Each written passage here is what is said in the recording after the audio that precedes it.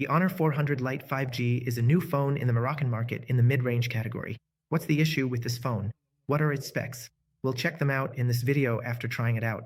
The first thing we'll look at is the phone's design. But before that, don't forget to like and subscribe to the channel. As for the design of the Honor 400 Lite compared to most phones, I can say it's the best design in my opinion. Of course, everyone has their own taste, but I think it should be excellent.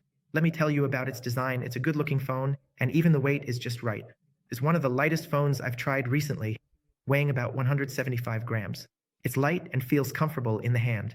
The frame is solid, and naturally, the phone is made of plastic. You can tell the frame is plastic, and the whole body is plastic, even the buttons. Maybe it's a high-quality plastic, but it doesn't feel cheap. Since everyone is trying to copy the iPhone these days, they've added a dedicated camera button, just like on the iPhone 16 and iPhone 17. With this button, you can take photos or record videos easily. So they've added this button, and moving to the front, there's an excellent screen. It's an AMOLED display with FHD plus resolution, measuring 6.7 inches. The bezels are minimal, almost no bezels at the top and sides. The colors are great, and the refresh rate reaches 120 Hz. The screen is definitely one of the best you can get on a phone in this category. It's fast and the brightness is impressive. The brightness reaches, in terms of numbers, about 3,500 nits. I can't judge just by the specs, but from my actual experience, I found that the brightness is really high, higher than some other phones. We can say that some competitors have numbers much higher than 3,500 nits, but the sound on the Honor 400 Lite 5G was better for me than most other phones. Among the main competitors, the one closest to the Honor 400 Lite in terms of specs is the Infinix Note 50s, which comes at the same price. If you want me to give you a comparison between the Honor 400 Lite and its competitors like the Infinix Note 50s, let me know in the comments. If we get a lot of viewers, we'll try to cover it in the next video. And of course, if you have a specific competitor in mind, you can mention it for the video. Don't forget to share your suggestions with me. Also, I want to tell you the screen is excellent, the sound is excellent, the colors are excellent, and watching content on it is excellent. The selfie camera, which comes in a dynamic island style, as you can see, making it look like there's a selfie camera in the screen.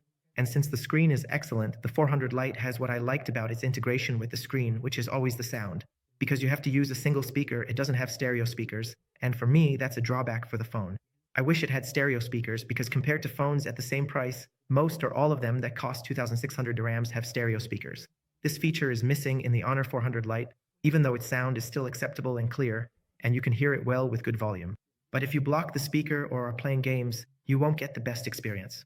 This phone is available in one version in the market, 8GB RAM with 256GB of internal storage.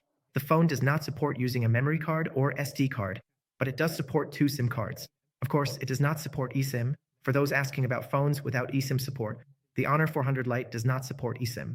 And since the screen is AMOLED, it comes with a fingerprint sensor built into the display, and its performance is excellent, as you can see from my experience with the phone. It runs Android 15 and the Magic 9 interface, which is the same interface as Huawei phones, and I have no complaints about it. It's one of the best Android phone interfaces. The phone doesn't have the most powerful processor in this price range, but it's still a solid phone, and that's thanks to the interface on the Honor phone.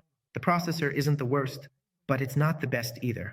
The processor Honor put in this phone is the Dimensity 7050 Ultra. The processor comes with a 6nm manufacturing architecture. First of all, the phone doesn't heat up at all. Even if you play PUBG or Free Fire on it, it just doesn't get hot. You won't feel it heating up compared to competitors. Of course, this processor isn't the best for gaming in this price range. The processor is good for normal use. When I talk about normal use, I mean for daily tasks like social media, cameras, browsing, all your everyday needs. You won't face any problems with the processor or the interface on this phone. But if you're the type who plays a lot of PUBG or Free Fire, like we say, for heavy games, PUBG, Free Fire, all of them, the performance won't be top tier. If you want to play PES, this processor won't give you the best gaming experience at this price point, and PUBG runs at 40 frames per second. So, in summary, if you want a stable and good daily processor for things like PS, and you're not someone who plays a lot of heavy games, light games are fine, no problem with those, and for simple tasks and multitasking, there's no issue. But if you care a lot about heavy games, then this phone isn't for you. The rear camera on this phone comes with 2 lenses. The main lens is 108 megapixels, but unfortunately, it doesn't support optical image stabilization, OIS. And the second lens is an ultra-wide with 5 megapixels. I took a bunch of photos with the phone, and I'm showing them to you now.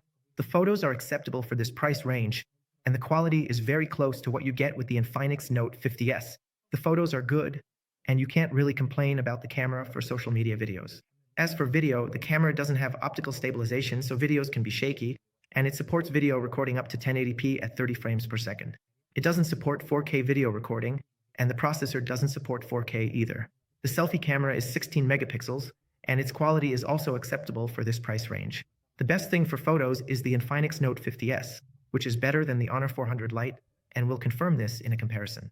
You can also record video up to 1080p at 30 frames per second. The battery in the phone is 5,230 mAh. The phone supports fast charging at 35 watts, and the charger comes in the box. But what's strange is that it doesn't come with a case. Usually there's a case included, but not with the Honor 400 Lite. The charger is included in the box and is 35 watts, which will charge your phone from 0% in about 1 hour and 4 minutes. As for sensors, there's no gyroscope sensor in the phone, and there's no hardware proximity sensor either, but there is a software-based proximity sensor. The phone doesn't have a 3.5mm headphone jack, but it does have an extra microphone for noise cancellation. That's all for this video. Don't forget to like and subscribe to the channel, and if you want a comparison with a competitor, make sure to subscribe and we'll see you in another video.